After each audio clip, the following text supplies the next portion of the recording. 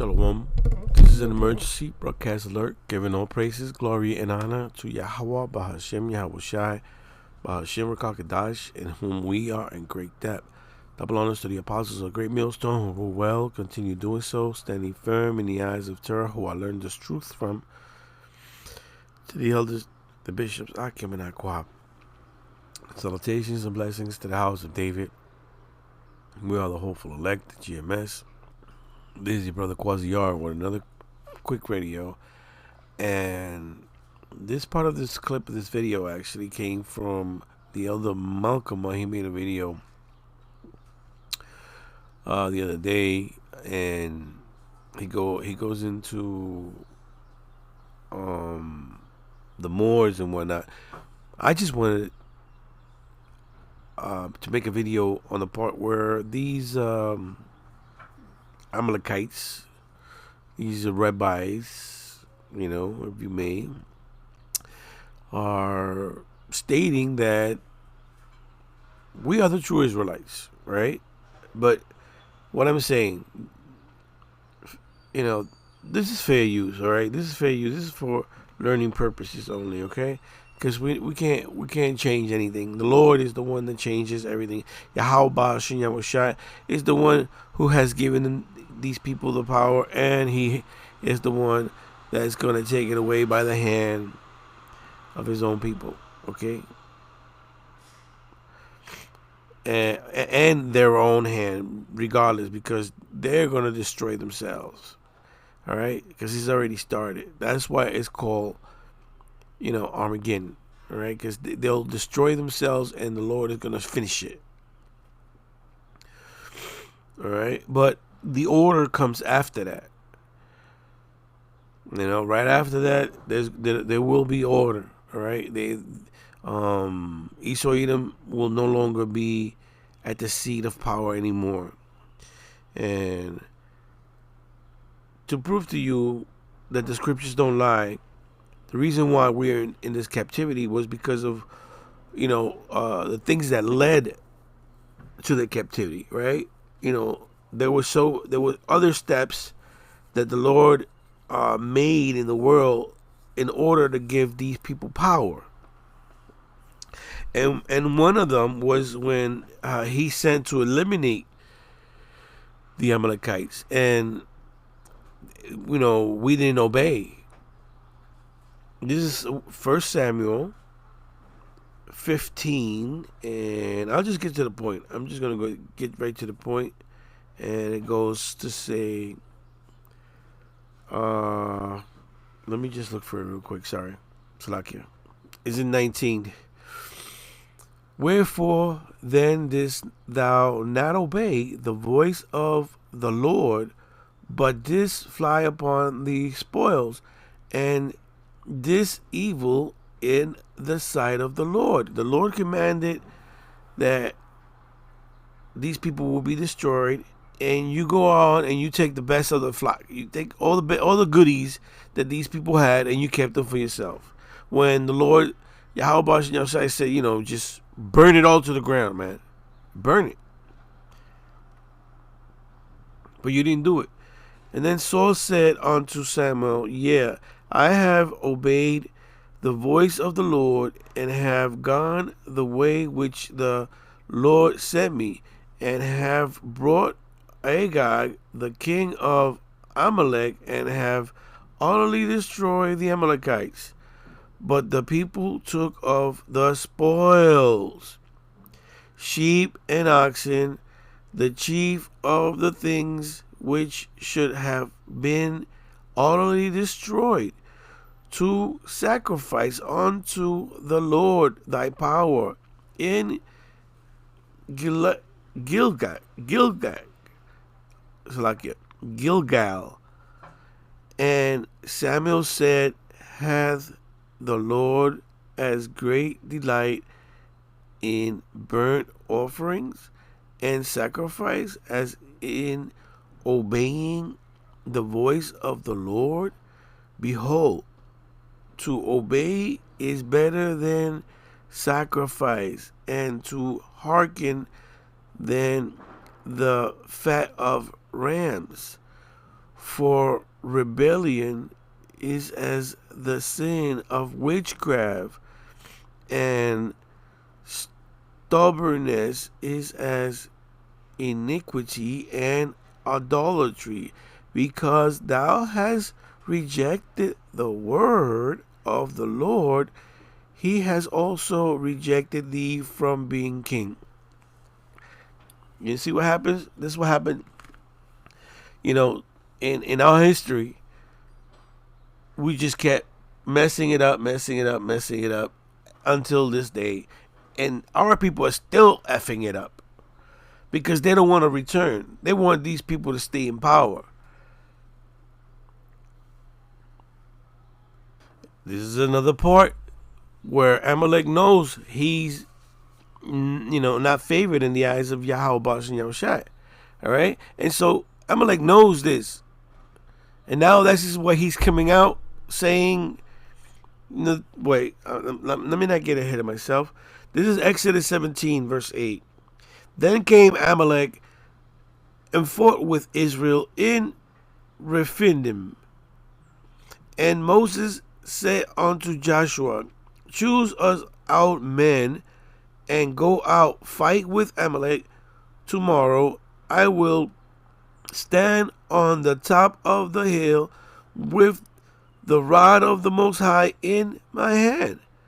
So Joshua did as Moses had said to him, and fought with Amalek. And Moses, Aaron, and Hur went up to the top of the hill. And it came to pass, when Moses held up his hand, that Israel prevailed, and when he let down his hands, Amalek prevailed. But Moses' hands were heavy, and they took a stone and put it under him, and he sat thereon, and Aaron and Hur stayed up his hands, the one on the one side and the other on the other side, and his hands were steadily until the going down of the sun. In other words, they held his hands up so Israel could keep winning. Otherwise, every time his hands went down, they would get slaughtered, or they would get, they were starting to lose. And Joshua discomfited Amalek and his people with the edge of the sword. And the Lord said unto Moses, write this for a memorial in a book, and rehearse it in the ears of Joshua, for I will utterly put out the remembrance of Amalek from under heaven. And meaning that he was going to search them out throughout the world until they be wiped. The Lord said this. And Moses built an altar and called it the name of it Yahweh Nisi. I don't know, I should have been maybe like Yahweh Vanisi. Yahweh Nisi. Not Jehovah Nisi. But anyways, for he said, because the Lord has sworn that the Lord will have war with Amalek from generation to generation. And that's the point. That's the point right there. This is Amos 9 verse 8. Behold, the eyes of the Lord thy power are upon the sinful kingdom. Who's the sinful kingdom? Who does the things that everybody's despised, man? Okay, so-called white man. All right, he destroys everything God loves. Okay? Why I say that? He gives you seedless grapes, seedless fruit. He splices the fruit, all the natural, all the goodness there that is in the earth, all the good fruit that is healthy. He doesn't allow it in America, and he promotes poison in the foods. Who does that, man? Amalek, Esau, right? Because a lot of the foods that are in America are not allowed, accepted in a lot of other countries outside of America. Who is the one that makes people disappear? From the little children to the adults. Who is the one that's making most rapes? Who does the ones that makes the most murders in the world? Who invented, weapons that, weapon of mass destruction? Who invented weapons that can poison the air, the water? I could go on and on and on and on. Amos 9:8. Behold, the eyes of the Lord are, Salakia, the eyes of the Lord, thy power, are upon the sinful kingdom, and I will destroy it from off the face of the earth, saving that I will not utterly destroy the house of Jacob, saith the Lord. And that goes right into Jacob's trouble. All right. When this war breaks out, okay, because what's going on in Tel Aviv right now is part of his end, right? And because he sees his end coming, now he wants to say that we're the real Israel. The children, the so-called blacks and Latinos and the Native Americans are Israel. And mind you, they're not saying all the tribes. They just really calling out the so-called Negroes. All right? Because they don't mention God. They don't mention Ephraim. They don't mention the other tribes. Because they know that if they did that, it would be all over for them. So they got to cover a little bit. They don't want to give all the power away. But they're saying the things that they're saying because just in case, if it happened, because in the back of their head, they know the truth, but they still fighting. Maybe we can still get away with it. Let's listen to it, man.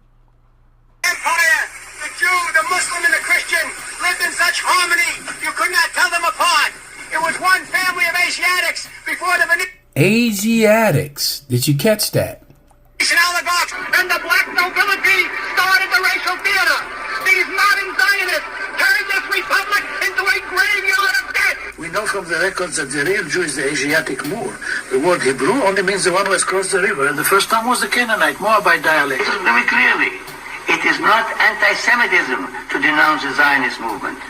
We must separate the face of our fathers from this political machine. We have no problem with Muslims and Christians or Palestine or So Iran. these particular Jewish men are showing you the dark relics of the actual Jews before them. Scholars, the Moors appear in several of the early traditions.